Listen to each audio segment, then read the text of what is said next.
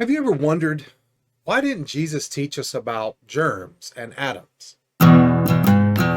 This video is part of a series where I try to answer your questions about the Christian faith. I'm Pastor Chris.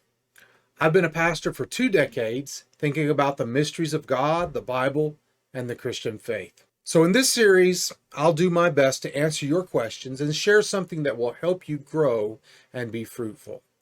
Ask me a question in the comments section and I'll try to answer it in an upcoming video.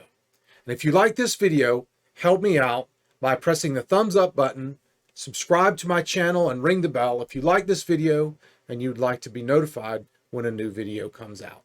I recently had a conversation with someone who wanted to know, if Jesus knew everything, why didn't he teach about germs and atoms?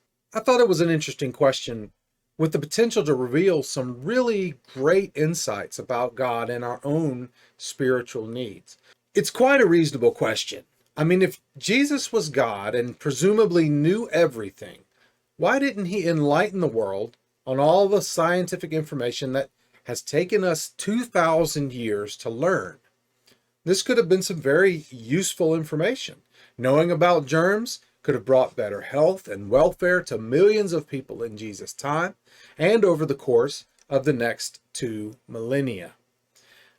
And how might knowing about atoms and chemistry and physics and all of those other disciplines, how might that have also improved humanity's well-being?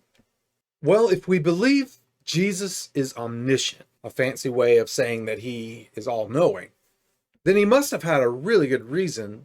I think it's an error to assume that knowing all of this information about germs and atoms and all of this other scientific information, I think it's an error to assume that knowing that information would have automatically made the world better. And some people might say, well, how could it not make the world better? Well, consider knowing about atoms and applying this knowledge actually led to the creation of nuclear weapons that nations now stockpile and that have the potential to destroy all life on the planet. So this capability was not developed in the barbaric first century, but in the supposedly enlightened 20th century. And the jury is still out on whether or not this modern scientific discovery will ultimately prove to be a blessing or a deadly curse. It's already been the cause of thousands of people's deaths. How catastrophic might nuclear information and capability have been in the hands of the brutal Roman Empire in 30 AD? Thankfully, we will never know. We do, however, know that the human heart is incredibly evil. And the evil human heart is not healed just because it becomes enlightened with new information. Quite often, the exact opposite is true.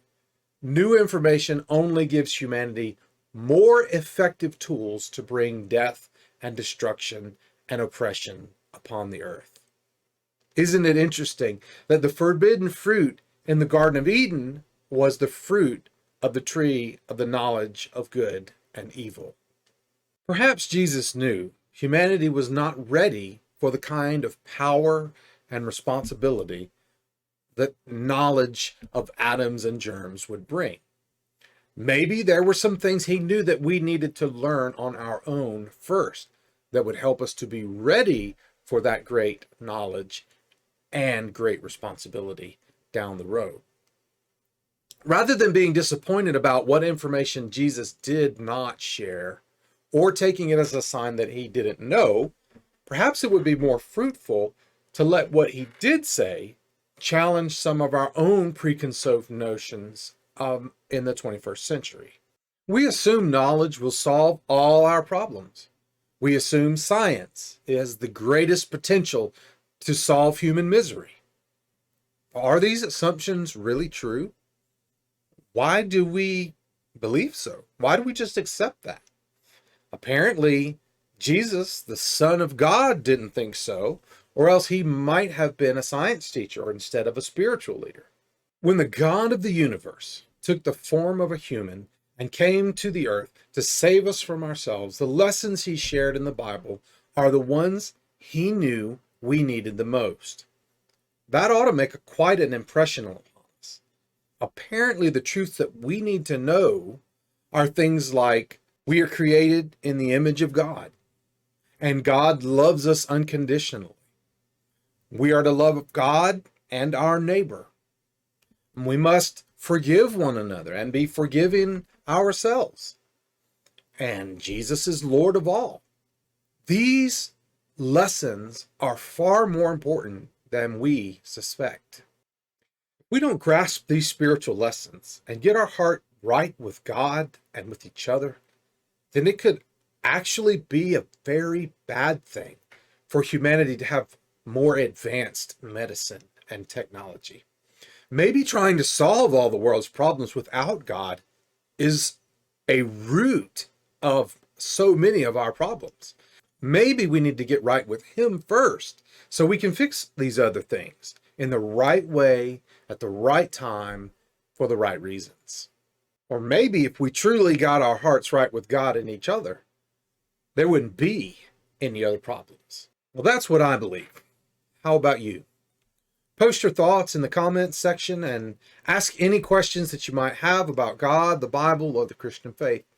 And if you like this video, please give me a thumbs up, subscribe to my channel, and ring the bell. Thanks for watching, and remember, God loves you, and so do I. Now, let's all get out there, and let's grow and be fruitful.